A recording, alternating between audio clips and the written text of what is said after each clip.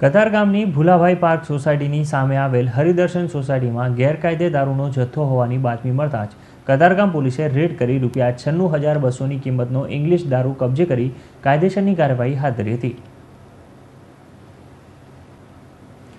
કતારગામ પોલીસે બાતમીના આધારે શનિવારે રાત્રે કતારગામની હરિદર્શન સોસાયટીમાં દરોડા કર્યા હતા। હરિદર્શન સોસાયટીના મકાન નંબર B7273માં રહેતા અમિત નટુભાઈ ઠક્કરને ત્યાં રેડ કરી હતી।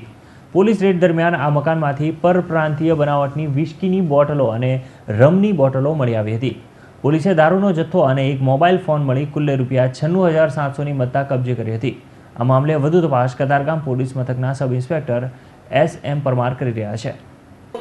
31/1/15 રોજ કતારગામ પોલીસના police inspector Shri P.K. Diyora તથા સર્વેલન્સ સ્ટાફને બાતમી હકીકત મળેલ કે હરિદર્શન સોસાયટી ઘર નંબર 7273માં રહેતા અમિતભાઈ ઠક્કર પોતાના ઘરે પરપ્રાંતીય દારૂનો જથ્થો લાવેલ છે અને વેચાણ કરે છે। જે બાતમી હકીકત આધારે પંચોની સાથે તેના ઘરે રેડ કરતા જુદા જુદા બ્રાન્ડની બોટલો 61 કિંમત ₹96,700નો મુદ્દામાલ સાથે પકડાઈ જતો તેના વિરુદ્ધ કાયદેસર કાર્યવાહી કરવામાં આવેલ છે।